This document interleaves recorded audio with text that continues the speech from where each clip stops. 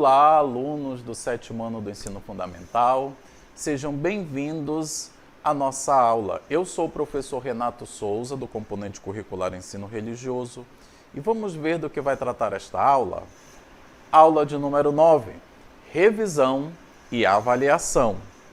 Então agora, aluno, como é uma revisão, é uma aula muito importante. Você se organiza, prepara, arruma o seu material e presta muita atenção porque essa revisão vai começar.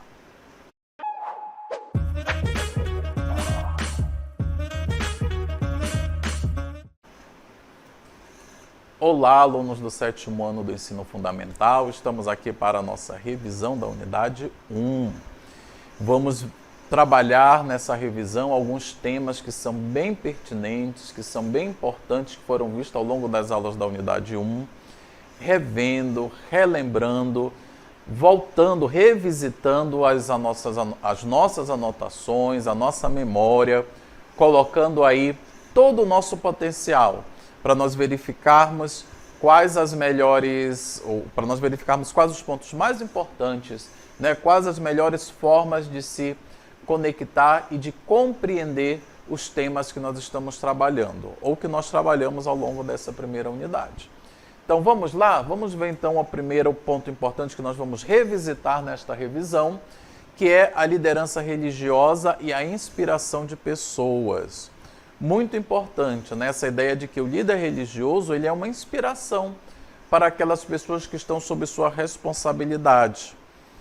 O conceito de lideranças, principalmente nos últimos anos, vem sendo discutido e redefinido com muita frequência. Com muita frequência se vem redefinindo, se vem refletindo acerca do papel da liderança, do que é uma liderança e principalmente no âmbito religioso.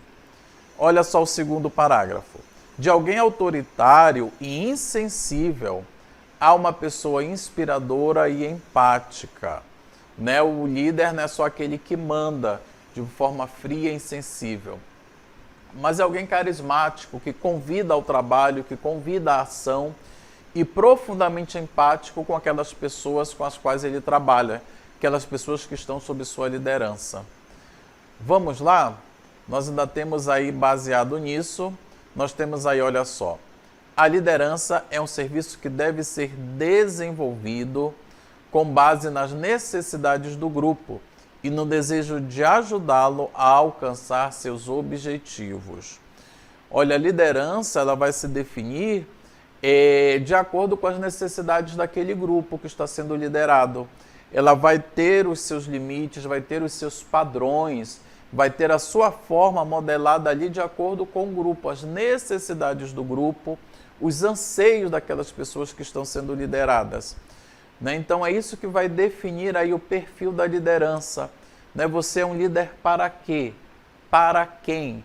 Para que finalidade? Então isso que vai definir o papel, a função, a atuação do líder. Né? E vamos ver então essa liderança dentro do contexto religioso, que é a nossa próxima cartela. Pelo fato de a religião ter um papel tão importante e transformador na vida de muitas pessoas, espera-se que as lideranças religiosas, por sua posição e por sua missão, correspondam às expectativas dos adeptos da religião. Olha só, a religião ela tem um papel importante na vida de milhares de pessoas, de bilhares de pessoas ao longo do mundo. Né? Por esse mundão de meu Deus, a religião ela é um elemento importante. Ela é algo que não pode ser vivido de qualquer forma. Né? Por isso mesmo, quem lidera uma religião, uma comunidade religiosa, um grupo de pessoas religiosas, precisa estar conectado aí com essas pessoas, com aquele grupo, precisa corresponder àqueles anseios, mas ao mesmo tempo precisa ter o papel firme, atuante e também precisa ser um modelo de vida, um modelo de prática religiosa para animar aquelas pessoas na sua trajetória espiritual e religiosa, ok? Vamos ver aí a próxima cartela. Por isso, é necessário que a liderança religiosa seja carismática, ou seja, seja aberta, seja receptiva, seja acolhedora, seja animadora. Também a liderança religiosa ela precisa ser comprometida. Então, o líder religioso precisa ser alguém que veste a camisa da sua religião, que atua, que participa, que conhece a sua religião, que incentiva as pessoas a viver a religião. E inspiradora. Entra aí a questão, mais uma vez voltando a falar, do exemplo de vida, do exemplo de prática religiosa, para que os adeptos se animem e se comprometam. Se animem e se comprometam, assim, com a vida da comunidade religiosa. Olha só, às vezes, ou na grande maioria das vezes, a comunidade religiosa precisa assim, de um ânimo, né, de uma injeção de ânimo, de um vigor, de uma revitalização. Né? Quem vai fazer isso? É o líder religioso, é aquele que assume ali o comando daquele pessoal, daquela comunidade, daquela congregação, né, o nome que a gente queira dar. Né? Então é a figura dele, é a atuação dele, é a postura dele que vai dar um vigor, uma injeção de ânimo naquela comunidade. Né? Então, o líder ele não pode ser apático, não pode ser apagado, não pode ser devagar. Ele precisa dessas qualidades aí que nós já falamos, né, e estamos repetindo aí ao longo dessas aulas.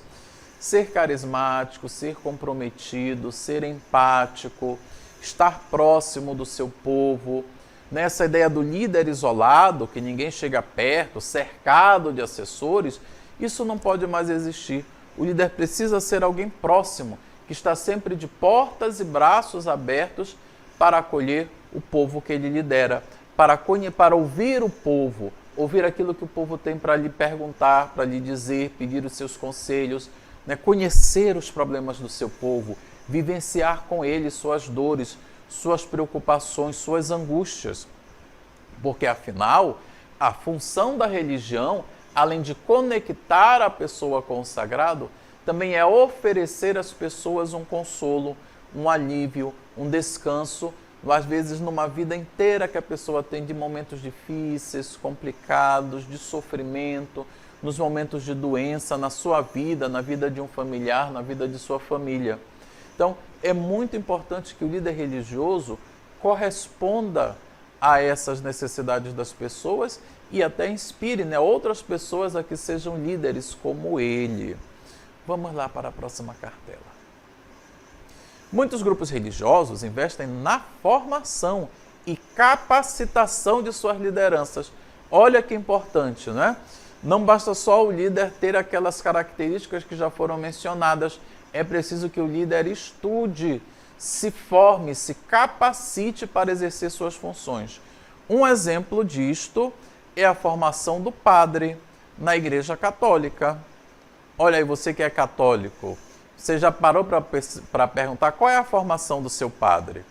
Para se tornar um padre, é necessário estudar duas faculdades, filosofia e teologia. A filosofia, nós vamos ter um vislumbre dela no ensino médio, é uma das disciplinas, um dos componentes curriculares obrigatórios no ensino médio. Né? E a teologia, para aquele que realmente for se dedicar ao serviço religioso, não só na Igreja Católica, mas nas outras igrejas cristãs e também em outras tradições religiosas. Cada tradição religiosa tem a sua própria teologia. Quem for assumir uma liderança religiosa naquela determinada comunidade precisa conhecer a teologia da sua religião, né? A teologia da sua tradição religiosa, para poder orientar bem a sua comunidade. E em muitos casos, esses cursos de teologia são cursos superiores, né? Cursos que são feitos em centros universitários, né? Nas faculdades, nas universidades. Olha que interessante isso.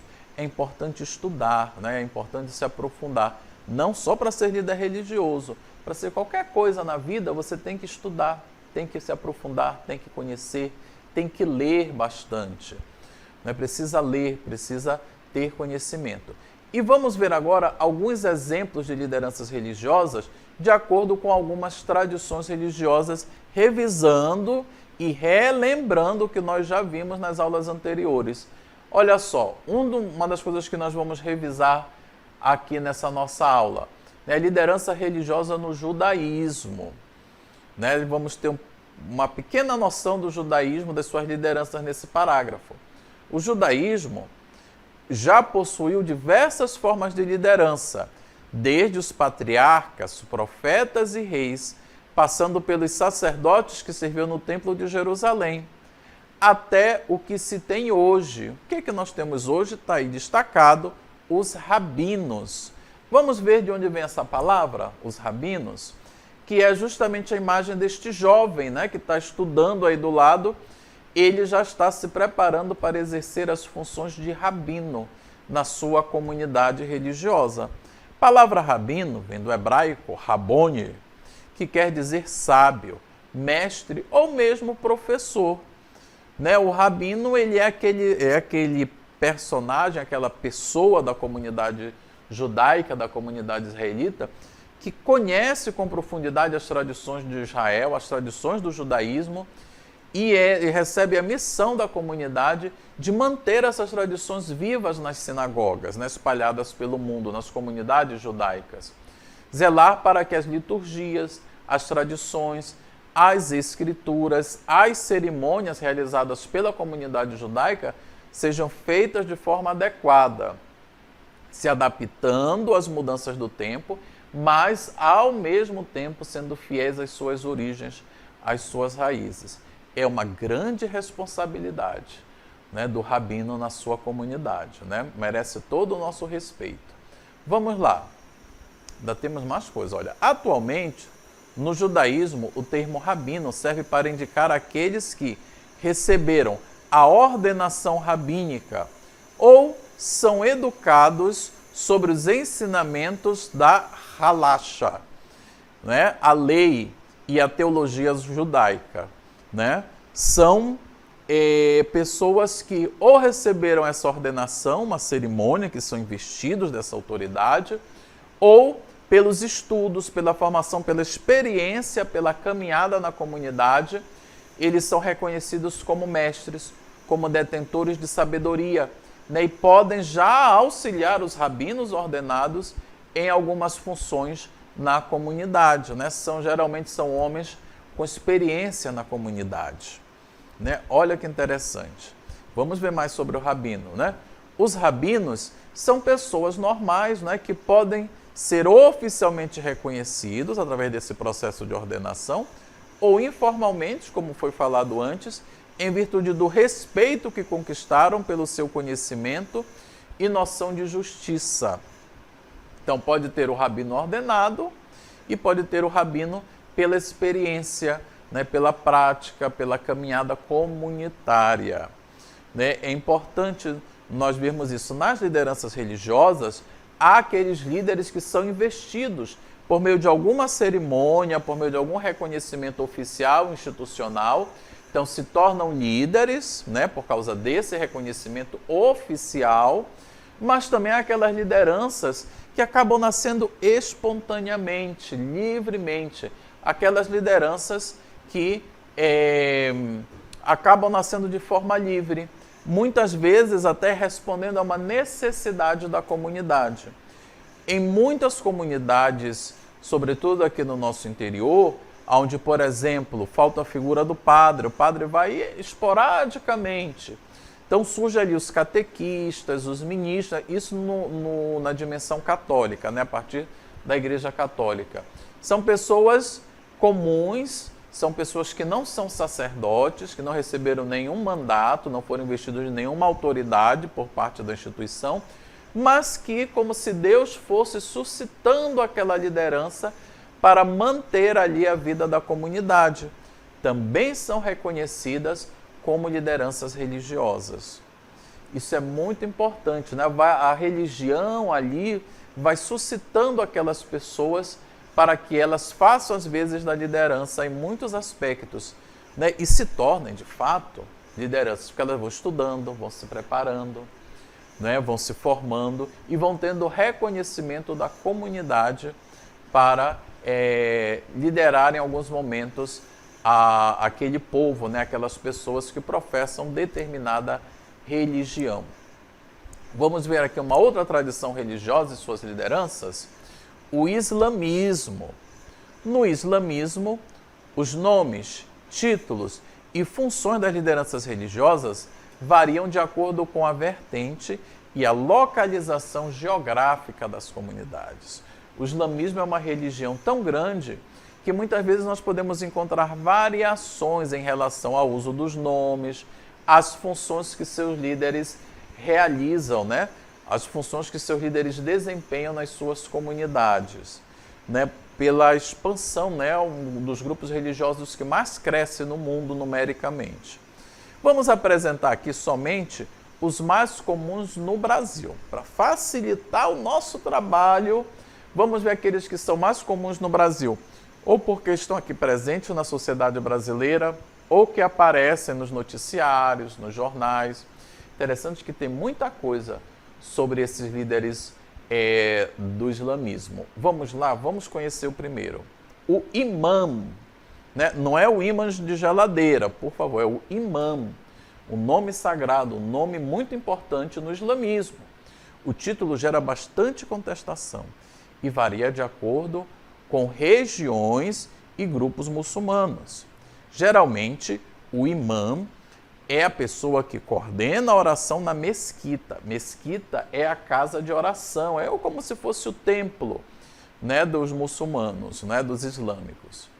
Os xiitas, que é um grupo muçulmano, né, um grande grupo de adeptos muçulmanos, chamam de imã um califa ou um teólogo islâmico. Já os sunitas, que é o outro grande grupo de muçulmanos, discordam e dão o título a um homem sábio, que tem a tarefa de orientar os muçulmanos nas questões religiosas. Há aí uma diferença, né? Enquanto os muçulmanos xiitas, eles dão esse título de imã a alguém que já tem algum título, alguma formação institucional, os muçulmanos sunitas, eles já dão a pessoas aquelas lideranças que vão surgindo naturalmente, espontaneamente na comunidade, mas que acabam também tendo uma formação, acabam também tendo um conhecimento, uma base teológica, né, para liderar a comunidade. Ok? A gente já vê assim, um pouco as diferenças, né? Sunitas e xiitas são os dois principais grupos muçulmanos, os mais numerosos, né, que existem no mundo, né, os mais numerosos, né? Tem interpretação, são todos muçulmanos, mas eles variam nas interpretações das tradições e das escrituras muçulmanas, né, do Corão, né? Então, por causa dessas variações, então surgem esses dois grupos dentro da mesma religião. É como, por exemplo, dentro do cristianismo, devido à diferença na interpretação da Bíblia, existem dois grandes grupos cristãos, os católicos e os evangélicos. São todos cristãos, mas devido à diferença na interpretação das escrituras, acabam se separando nesses grupos internos dentro da religião. Vamos ver aí outra liderança muçulmana. O sheik. A denominação pode ser usada para qualquer pessoa que tenha autoridade religiosa.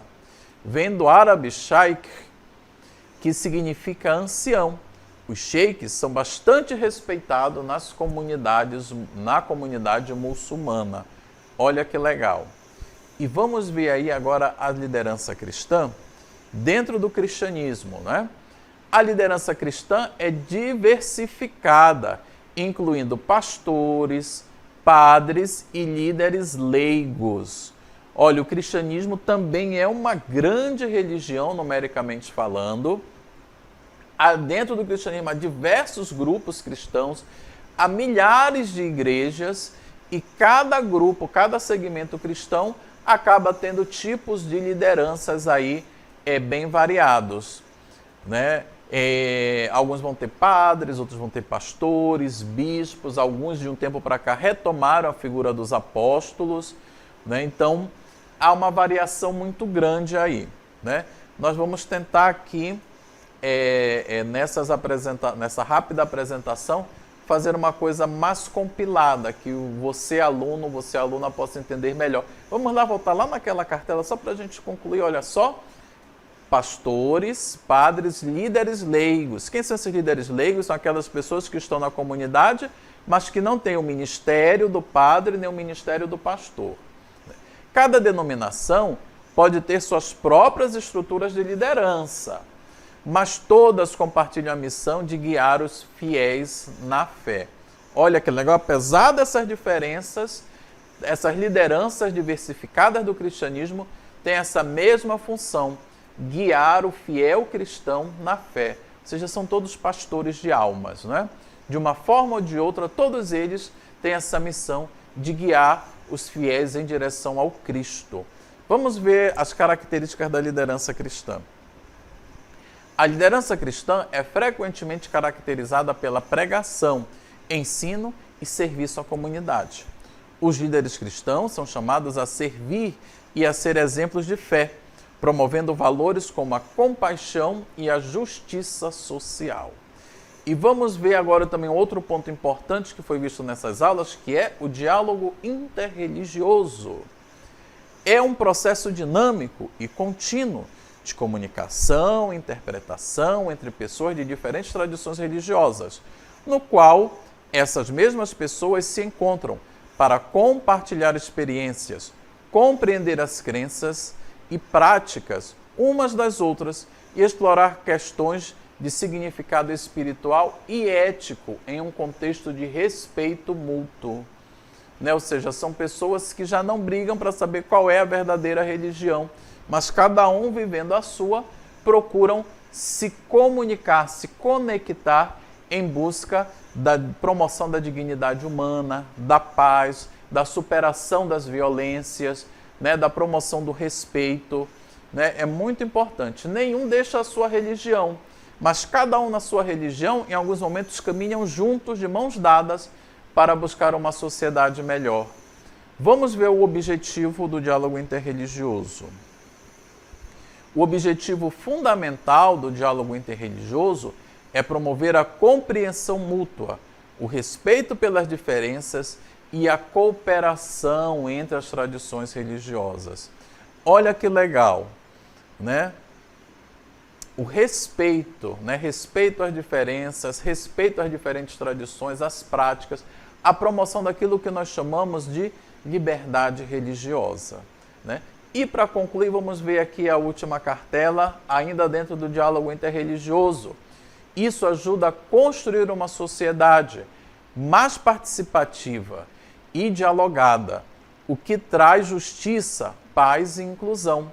A caminhada interreligiosa também busca superar preconceitos, estereótipos e conflitos religiosos, promovendo a valorização da diversidade como uma fonte de enriquecimento espiritual e cultural. Olha que bonito, Quando as diferentes religiões, em alguns momentos, conversam entre si, dialogam entre si, promovem a paz, promovem uma cultura de diálogo, de respeito e a superação dos conflitos que podem ser causados por alguns desentendimentos, a partir das interpretações religiosas. Então, caros alunos, aqui nós concluímos a nossa revisão, em preparação à nossa avaliação. Muito obrigado pela atenção e pelo carinho de vocês e até o nosso próximo encontro.